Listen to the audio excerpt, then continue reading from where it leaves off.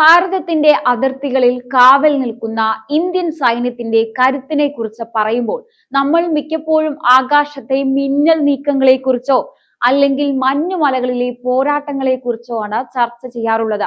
എന്നാൽ ഇന്ന് നമ്മുടെ രാജ്യത്തിന്റെ അതിർത്തികൾ സംരക്ഷിക്കപ്പെടുന്നത് കരയിലും ആകാശത്തും മാത്രമല്ല, നീലക്കടലിന്റെ ആഴങ്ങളിലും ഭാരതത്തിന്റെ കരുത്തുറ്റ കരങ്ങൾ ശത്രുക്കളെ വരിഞ്ഞു മുറുക്കുന്നുണ്ട്.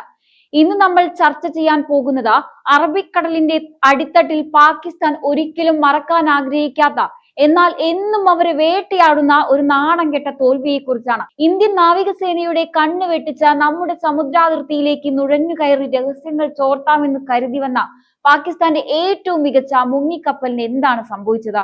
അത്യാധുനികമായ സംവിധാനങ്ങളുമായി വന്ന പാക് നാവികർക്ക് എങ്ങനെയാണ് ഇന്ത്യൻ സേനയുടെ ചക്രവ്യൂഹത്തിൽ അകപ്പെട്ട ജീവനും കൊണ്ട് ഓടേണ്ടി വന്നത്? ഒരു മിസൈൽ പോലും തൊടുക്കാതെ, വെടിയുണ്ടകൾ ഒന്നുപോലും പാഴാക്കാതെ പാകിസ്ഥാനെ മുട്ടുകുത്തിച്ച ഇന്ത്യൻ നാവികസേനയുടെ ആ തന്ത്രപരമായ നീക്കം ചരിത്രത്തിൽ സമാനതകളില്ലാത്ത ഒന്നാണ്. പാകിസ്ഥാൻ നാവികസേനയുടെ അഹങ്കാരമായിരുന്ന PNS സാദ് എന്ന മുങ്ങിക്കപ്പലിനെ ഇന്ത്യൻ മഹാസമുദ്രത്തിലെ P-8I പോസിഡൻ വിമാനം എങ്ങനെയാണ് മണത്തറിഞ്ഞത്? ഇന്ത്യയുടെ പടക്കപ്പലുകൾ കടലിന് മുകളിലും നമ്മുടെ മുങ്ങിക്കപ്പലുകൾ കടലിനടിയിലും ഒരേപോലെ പാകിസ്ഥാനെ വളഞ്ഞപ്പോൾ അവിടെ നടന്നത് കേവലം ഒരു സൈനിക നീക്കമായിരുന്നില്ല, മറിച്ച് ഭാരതത്തിന്റെ സാങ്കേതിക മികവിന്റെ വിളംബരമായിരുന്നു. പാകിസ്ഥാൻ ഇന്നും ഇന്ത്യൻ നേവിയുടെ പേര് കേട്ടാൽ ഭയപ്പെടുന്നതിന്റെ യഥാർത്ഥ കാരണം ഈ സംഭവത്തിന് പിന്നിലുണ്ട്. എന്താണ് യഥാർത്ഥത്തിൽ അറബിക്കടലിന്റെ ആഴങ്ങളിൽ അന്ന് സംഭവിച്ചത്? എങ്ങനെയാണ് ഇന്ത്യ പാകിസ്ഥാനെ കൊണ്ട് മാപ്പ് പറയിപ്പിച്ചത്? പാകിസ്ഥാൻ എന്നെന്നും ഓർത്തു നടുങ്ങുന്ന ആ കഥയുടെ പൂർണ്ണ രൂപം നമുക്ക് വിശദമായി തന്നെ നോക്കാം. 2019 ആ നിർണായകമായ ദിവസങ്ങളിൽ അറബിക്കടലിൽ എന്താണ് സംഭവിച്ചതെന്ന് നോക്കാം. പുൽവാമ ഭീകരാക്രമണത്തിന് മറുപടിയായി ഭാരതം പാലാക്കോട്ടിൽ മിന്നൽ ആക്രമണം നടത്തിയതോടെ പാകിസ്ഥാൻ ആകെ പരിഭ്രാന്തിയിലായിരുന്നു.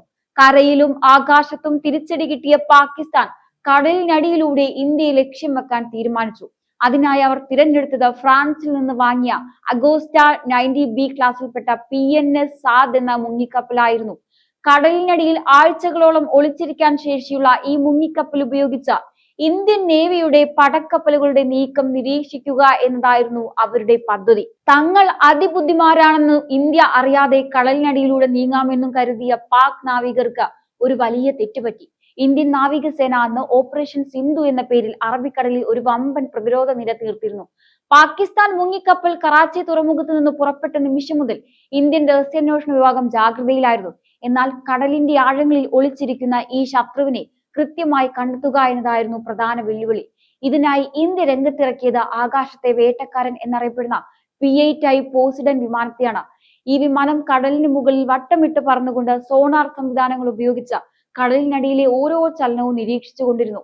ഒടുവിൽ ഇന്ത്യൻ സമുദ്രാതിർത്തിക്ക് അല്പം അകലെയായി പാകിസ്ഥാന്റെ മുങ്ങിക്കപ്പൽ ഇന്ത്യൻ സേനയുടെ റഡാറുകളിൽ കുടുങ്ങി. പക്ഷെ ഉടനെ തന്നെ അതിനെ ആക്രമിക്കുന്നതിന് പകരം പാകിസ്ഥാനെ ഒരു പാഠം പഠിപ്പിക്കാനാണ് ഇന്ത്യൻ നാവികസേന തീരുമാനിച്ചത്. അതീവ രഹസ്യമായി ഇന്ത്യയുടെ കരുത്തുറ്റ യുദ്ധക്കപ്പലുകളായ INS കൊൽക്കത്തയും INS ചെന്നൈയും ആ ഭാഗത്തേക്ക് നീങ്ങി. ഇവയ്ക്ക് പുറമെ കടലിനടിയിൽ ശബ്ദമുണ്ടാക്കാതെ സഞ്ചരിക്കുന്ന ഇന്ത്യയുടെ സ്വന്തം INS കൽവാരിയും കളി തുടങ്ങിയിരുന്നു. പാകിസ്ഥാൻ നാവികർ അപ്പോഴും കരുതിയിരുന്നത് തങ്ങൾ ആരുടെയും കണ്ണിൽപ്പെടാതെ സുരക്ഷിതമായി ഇരിക്കുകയാണെന്നാണ്. എന്നാൽ തങ്ങൾ ഇന്ത്യയുടെ ഒരു ചക്രവ്യൂഹത്തിന് നടുവിലാണെന്ന് പാകിസ്ഥാൻ തിരിച്ചറിഞ്ഞ നിമിഷം ആ കപ്പലിനുള്ളിൽ വലിയ പരിഭ്രാന്തി പടർന്നു.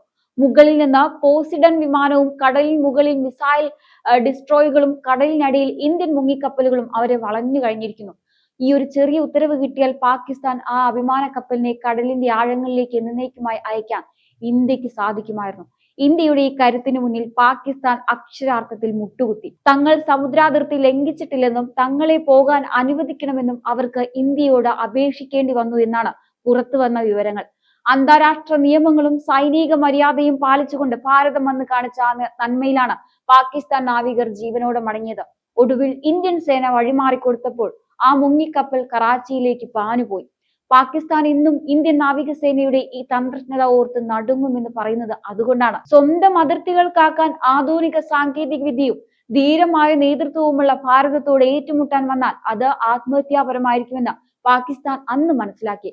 കടൽ രാജാക്കന്മാരായ നമ്മുടെ നാവികസേനയെ കണ്ട ലോകം അത്ഭുതപ്പെടുമ്പോൾ പാകിസ്ഥാന് ചെയ്യാൻ കഴിയുന്നത് ഇത്തരം പരാജയങ്ങൾ സ്വന്തം ജനതയിൽ നിന്ന് ഒളിച്ചു വെക്കുക എന്നത് മാത്രമാണ്. ഭാരതത്തിന്റെ ഈ വീരചരിത്രം ഇന്നും ഓർമ്മിക്കപ്പെടും. ഇന്ത്യൻ നാവികസേനയുടെ ഈ തന്ത്രപരമായ വിജയം വെറും ഒരു സൈനിക നീക്കം മാത്രമല്ല, മറിച്ച് ഡൽഹിയിലെ കരുത്തുറ്റ ഭരണകൂടത്തിന്റെ നിലപാടുകളുടെ കൂടി പ്രതിഫലനമാണ്. നരേന്ദ്രമോദി സർക്കാർ അധികാരത്തിൽ വന്നതിനു ശേഷം ഇന്ത്യയുടെ പ്രതിരോധ നയത്തിൽ വന്ന വലിയ മാറ്റമാണ് നാം ഇവിടെ കാണുന്നത്. ശത്രുവിനെ അവരുടെ മണ്ണിൽ പോയി അടിക്കുമെന്ന പ്രധാനമന്ത്രിയുടെ വാക്കുകൾ വെറും പ്രസംഗമല്ലെന്ന് ബാലാകോട്ടിലും ഇപ്പോൾ അറബിക്കടലിന്റെ ആഴങ്ങളിലും പാകിസ്ഥാൻ തിരിച്ചറിഞ്ഞു കഴിഞ്ഞു. പഴയതുപോലെ വെറുതെ പ്രതിഷേധം രേഖപ്പെടുത്തുന്ന ഇന്ത്യയല്ല ഇന്ന്, മറിച്ച് അതിർത്തി ലംഘിക്കാൻ വരുന്നവന്റെ ഉറക്കം കെടുത്തുന്ന നവഭാരതമാണ് ഇതെന്ന സന്ദേശമാണ് മോദി സർക്കാർ ലോകത്തിന് നൽകുന്നത്. പാകിസ്ഥാൻ നാവികസേനയുടെ അവസ്ഥ നോക്കിയാൽ നമുക്ക് ചിരിക്കണോ കരയണോ എന്ന് അറിയാത്ത അവസ്ഥയാണ്. വലിയ തോക്കുകളും മുങ്ങിക്കപ്പലുകളുമായി കടലിൽ ഇറങ്ങിയ പാകിസ്ഥാന് അവസാനം ജീവനും കൊണ്ട് ഓടേണ്ടി വന്നു എന്നത് ആ രാജ്യത്തിന് അന്താരാഷ്ട്ര തലത്തിൽ തന്നെ വലിയ നാണക്കേടായി. ഇന്ത്യയുടെ അത്യാധുനികമായ സംവിധാനങ്ങൾക്ക് മുന്നിൽ വെറും കളിപ്പാട്ടങ്ങൾ പോലെയാണ് പാകിസ്ഥാന്റെ ആയുധങ്ങളെന്ന് ഈ സംഭവം തെളിയിച്ചു. സ്വന്തം രാജ്യത്തെ ജനങ്ങൾക്ക് ഭക്ഷണം നൽകാൻ പോലും പണമില്ലാതെ നിൽക്കുമ്പോഴും ഇന്ത്യയെ തകർക്കാൻ മുങ്ങിക്കപ്പലുമായി വന്ന് അവസാനം കടലിനടിയിൽ കുടുങ്ങിപ്പോയ പാകിസ്ഥാന്റെ അവസ്ഥ ശരിക്കും പരിഹാസ്യമാണ്. കടലിനടിയിൽ ഒളിച്ചിരുന്ന് കളിപ്പിക്കാമെന്ന് കരുതിയ പാക് നാവികരെ പിടികൂടി വാല് ചുരുട്ടി മടക്കി അയച്ച ഇന്ത്യൻ സേനയുടെ ചങ്കുറ്റ മോദി സർക്കാരിന്റെ കൃത്യമായ പ്ലാനിങ്ങിന്റെ ഫലമാണ്. ഭാരതത്തിന്റെ ഓരോ ഇഞ്ച് മണ്ണും സമുദ്രവും സംരക്ഷിക്കാൻ ഉറച്ചു നിൽക്കുന്ന ഒരു ഭരണകൂടവും അതിനായി ജീവൻ നൽകാൻ തയ്യാറുള്ള ഒരു സൈന്യവും ഒത്തുചേരുമ്പോൾ പാകിസ്ഥാനെ പോലുള്ള രാജ്യങ്ങൾക്ക് മുൻപിൽ പരാജയമല്ലാതെ മറ്റൊരു വഴിയുമില്ല. സ്വന്തം അതിർത്തി ലംഘിച്ചില്ലെന്ന് കള്ളം പറഞ്ഞ ഇന്ത്യൻ സേനയുടെ മുന്നിൽ മാപ്പപേക്ഷിക്കുന്ന പാക് നാവികരുടെ ആ ചിത്രം മതി ഇന്ത്യയുടെ ഇന്നത്തെ കരുത്ത് ലോകത്തിന് മനസ്സിലാക്കാൻ. ഇന്ത്യൻ നാവികസേനയും ഭാരതത്തിന്റെ ദൃഢനിശ്ചയമുള്ള നേതൃത്വത്തെയും കണ്ട പാകിസ്ഥാൻ ഇനിയും ഒരുപാട് നടുങ്ങുമെന്ന കാര്യത്തിൽ സംശയമില്ല. അഭിമാനത്തോടെ ഓരോ ഭാരതീയനും പറയാം, നമ്മുടെ രാജ്യം സുരക്ഷിതമായ കരങ്ങളിലാണെന്ന്. ഇന്ന് പാകിസ്ഥാൻ എന്ന രാജ്യം ഇന്ത്യയുടെ പേര് കേട്ടാൽ തന്നെ ഭയപ്പെടുന്ന അവസ്ഥയിലേക്ക് മാറിയിരിക്കുകയാണ്. മുൻപത്തെ പോലെ അതിർത്തിയിൽ വന്ന് പ്രകോപനം സൃഷ്ടിക്കാൻ അവർക്ക് ഇന്ന് പേടിയാണ്. കാരണം ഓരോ പാക് സൈനികന്റെയും ഉള്ളിൽ ഇന്ത്യ നൽകിയ തിരിച്ചടികളുടെ മുറിവുകൾ അത്രത്തോളം ആഴത്തിലുള്ളതാണ്. സമുദ്രത്തിന്റെ ആഴങ്ങളിൽ വെച്ച ഇന്ത്യൻ നേവി അവരെ വരിഞ്ഞു മുറുക്കിയപ്പോൾ പാക് നാവികർ അനുഭവിച്ച ശ്വാസമുട്ടൽ ഇന്നും കറാച്ചിയിലെ നേവൽ സ്ഥാനങ്ങളിൽ ഒരു പേടി സ്വപ്നമായി നിലനിൽക്കുന്നുണ്ട്. ഇന്ന് ഇന്ത്യയെ നേരിടാൻ അവർ 100 തവണയല്ല 1000 തവണ ആലോചിക്കും. കാരണം പ്രതിരോധ മേഖലയിൽ ഭാരതം ഇന്ന് കൈവരിച്ചിരിക്കുന്നത് അമ്പരിക്കുന്ന മുന്നേറ്റമാണ്.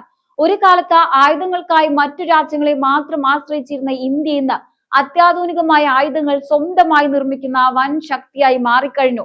ഇന്ന് ഇന്ത്യയുടെ പക്കൽ ശത്രുവിന്റെ മാളങ്ങൾ തകർക്കാൻ ശേഷിയുള്ള അത്യാധുനിക മിസൈലുകളും ആകാശത്ത് ആധിപത്യം ഉറപ്പിക്കുന്ന യുദ്ധവിമാനങ്ങളുമുണ്ട്.